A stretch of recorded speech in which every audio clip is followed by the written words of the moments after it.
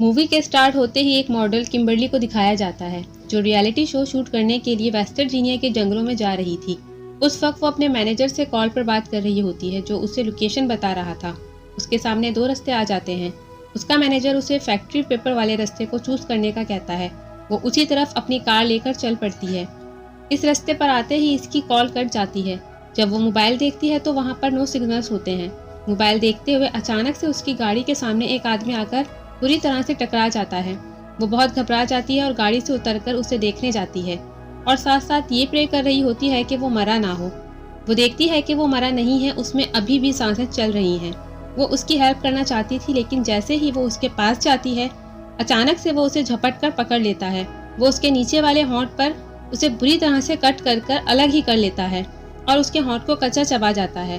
Kimberly दर्द से तड़प रही होती है और वो वहाँ से भागने की ट्राई करती है लेकिन सामने से एक म्यूटन आकर उसके सामने खड़ा हो जाता है जो उसे पकड़ लेता है और वो म्यूटन 3 फिंगर्स था। वो किम्बरली को बिल्कुल सीधा खड़ा करके एक कुल्हाड़ी से उसके 2 टुकड़े कर देता है। वो दोनों उसकी बॉडी का एक एक पार्ट पकड़ कर वहाँ से चले जाते हैं। इसके बाद हमें रिटायर्ड कर्नल जिसका नाम डेल मर्फी होता है उसे दिखाया जाता है और वो वहाँ वेस्ट वर्जीनिया के जंगलों में से रियलिटी शो का होस्ट कर रहा होता है। उनके शो का नाम एपोक्लिप्स होता है। उस शो में टोटल 6 पार्टिसिपेंट्स हैं जिनमें किम्बरली जो वहाँ पर पहुँच ही नहीं सकी क्योंकि वो रास्ते में ही म्यूटेंट्स का शिकार बन चुकी थी। शो को माइकल नामी एक लड़का मैनेज कर रहा था और वो ही इस शो का डायरेक्टर था।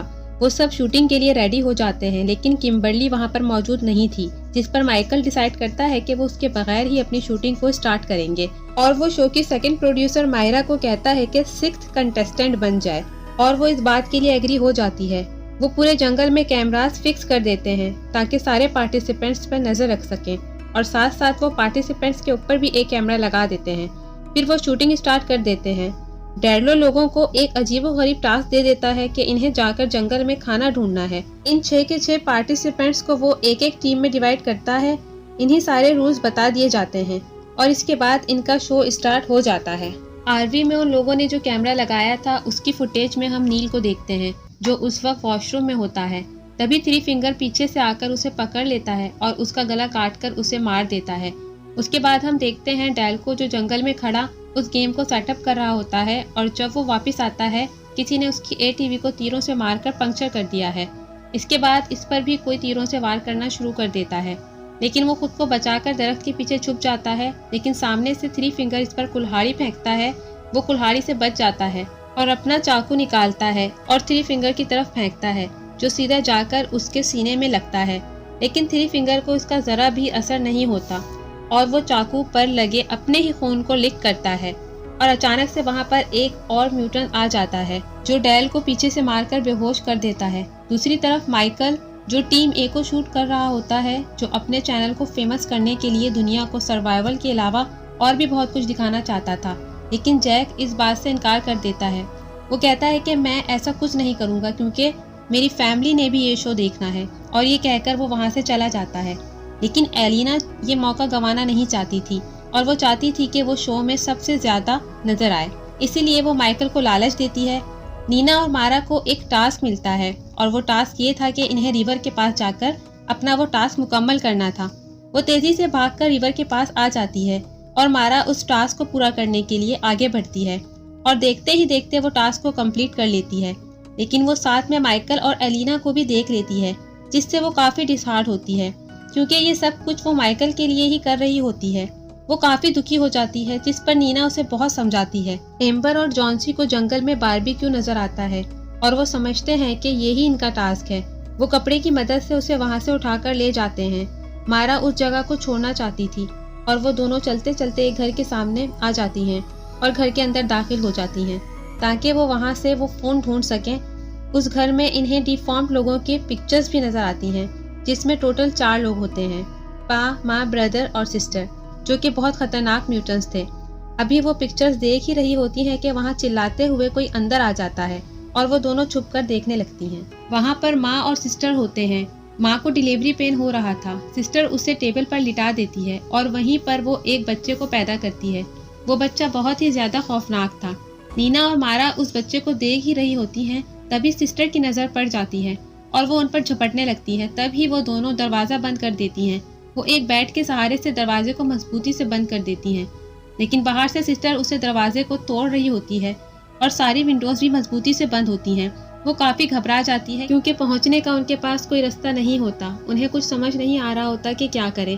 तब मजबूरन उन्हें टॉयलेट पिट से बाहर आना पड़ता है।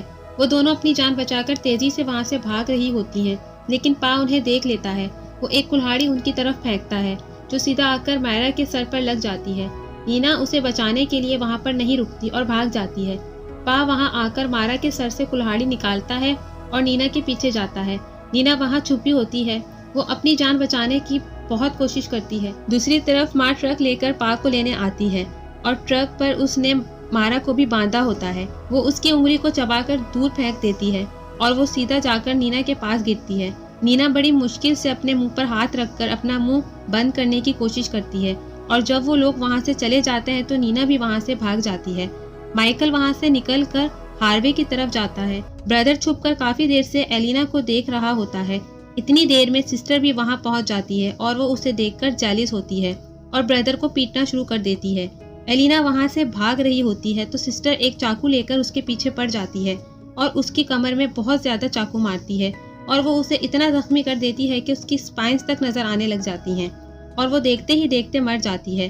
डेल को जब होश आता है तो उसे पता चलता है कि उसे किसी ने उल्टा लटकाया हुआ है। थ्री फिंगर उसके सामने खड़ा होता है जो नील को काट कर डिनर की तैयारी कर रहा होता है। तभी पा और माँ वहाँ ट्रक लेकर पहुँच जाते हैं और मायरा की डेड बॉडी को वहाँ रख कर चले जाते हैं। थ्री फिंगर्स डेल को मारने ही वाला होता है पर डेल उसको जख्मी करके खुद को आज़ाद कर लेता है।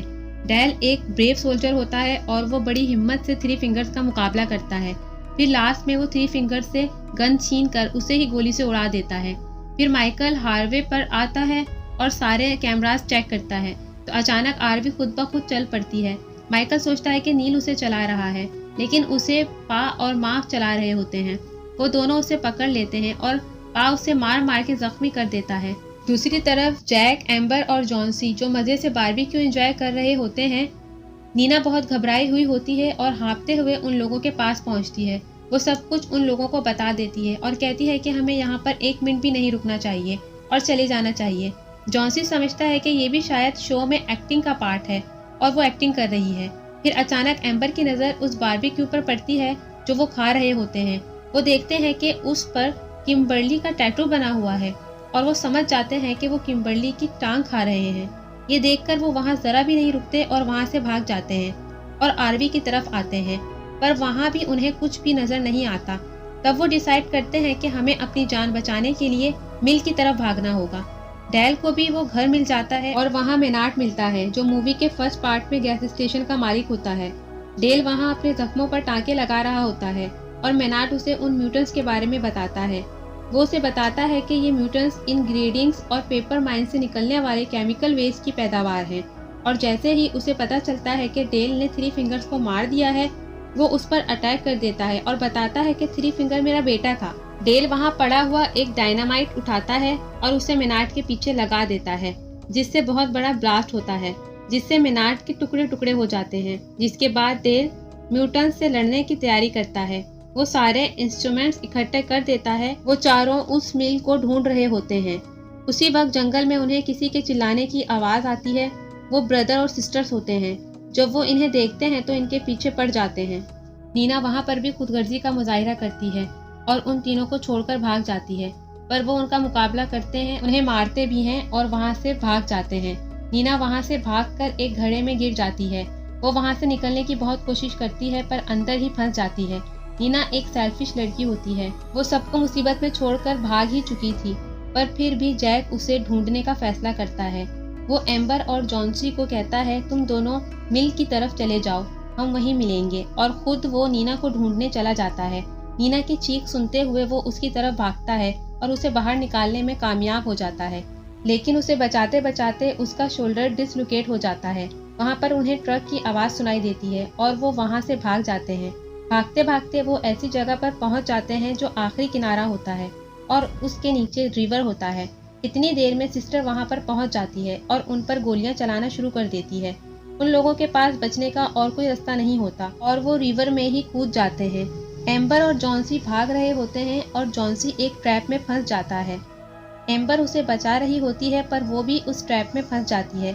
इतनी देर में पा और ब्रदर भी वहां पहुंच जाते हैं और पा उनकी तरफ निशाना बना ही रहा होता है तो ब्रदर को मौका देता है और वो एक ही तीर से उन पर वार करके उन्हें मार देता है।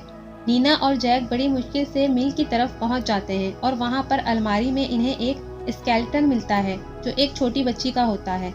नीना उसे देखकर बहुत डर जाती है और सोचती है कि शायद ये बच्ची भी इन म्यूटेंट्स से छुप कर यहाँ बैठी थी और इंतजार करते करते मर गई। डर की वजह से नीना वहाँ से भागने लगती है पर जैक उसे पकड़ लेता है और कहता है कि जॉन्सी और एम्बर यहाँ आने वाले हैं, हमें उनका वेट करना चाहिए। वहाँ वो देखते हैं कि विक्टिम्स की बहुत ज़्यादा गाड़ियाँ खड़ी होती हैं जो तादाद में बहुत ज़्यादा हैं और वहाँ उसकी आरवी भी खड़ी है जहाँ से माइकल की मुसलसल चिल्लाने की आवाज़ आ रही होती है। वो दोनों उसे बचाने जाते हैं। जब जैक अंदर जाता है तो देखता है कि माइकल लाइव आ रहा है और माँ उसे बड़ी बेरहमी से मार रही है। जैक समझ जाता है कि ये उनके लिए बिछाया गया एक ट्रैप है पर अब वक्त गुजर चुका था और वो दोनों उन दोनों को भी पकड़ लेते हैं। नीना जब होश में आती है तो देखती है कि किसी ने उसे डाइनिंग टेबल के साथ बांधा हुआ है और जैक को भी सामने लटकाया हुआ है। तब वो उस फैमिली का डिनर का टाइम होता है तो डिनर करने से पहले वो सब प्रे करते हैं। ब्रदर जबरदस्ती नीना के मुंह में खाना डालता है और यहाँ हमें पता चलता है कि वो फैक्ट्री ही असल में उनका घर था। माँ एक ग्राइंडर में बचे हुए बॉडी के वेस्टेड पार्ट्स फेंक देती है और वहीं पर डेल उसे छुपकर देख रहा होता है। डेल बाहर आ जाता है और उसके मूवमेंट से आवाज़ पैदा हो जाती है और उनको पता चल जाता है और आवाज़ सुनते ही वो उसे ढूंढना शुरू कर देते हैं। डेल ब्रदर और सिस्टर को अपने ट्रैप में फंसाता है और डायनामाइट से उड़ा देता है और नीना खुद को आज़ाद करने की कोशिश करती है और इतनी देर में डेल वहां पहुंच जाता है और उसे आज़ाद कर देता है और उसके बाद वो जैक को भी खोल देता है। तब ही माँ और पा वहां आ जाते हैं और अपने बच्चों को टुकड़े टुकड़े हुआ देखकर पागल हो जाते हैं। पा डेल के ऊपर कई बार तेजी से वार करता है लेकिन वो एक स्ट्रॉन्ग इंसान था। माँ उसकी तरफ तेज धार वाला हथियार फेंकती है जो उसकी गर्दन से लिपट जाता है और उसकी पूरी गर्दन काट देता है जिसके बायस बहुत ज़्यादा ब्लीडिंग होती है और मौके पर ही उसकी मौत हो जाती है। नीना बहुत मुश्किल से उस मिल से बाहर आ जाती है लेकिन गलती से जैक उसी ग्राइंडर वाले रूम में चला जाता है। माँ और पा भी वहाँ पहुँच जाते हैं और ज़बरदस्ती उसे ग्राइंडर में फेंकने की कोशिश करते हैं। नैना को उसकी चीखें सुनाई देती हैं और अब वो उसकी हेल्प के लिए जाती है और पा की गर्दन पर बाइट करके उसका मांस उतार देती है और जैक मारते हुए उसे ग्राइंडर में ही धकेलने की कोशिश करता है जिससे इसका एक हाथ कट जाता है। ऐन वक्त पर माँ उसे ग्राइंडर से बाहर निकाल लेती है। इतनी ही देर में नीना एक लीवर खींच देती है जिससे लकड़ी का लॉक मूव करता हुआ इन लोगों से टकरा जाता है और सीधा इन्हें ग्राइंडर में फेंक देता है जिससे इनका कीमा कीमा बन जाता है। नीना और जैक एक कार में बैठकर वहां से चले जाते हैं। फिर लास्ट सीन में हमें दिखाया जाता है कि थ्री फिंगर्स अभी मरा नहीं होता जो कि डिफॉर्म बच्चे को फीड करवा रहा होता है और वो भी मारा की फिंगर से।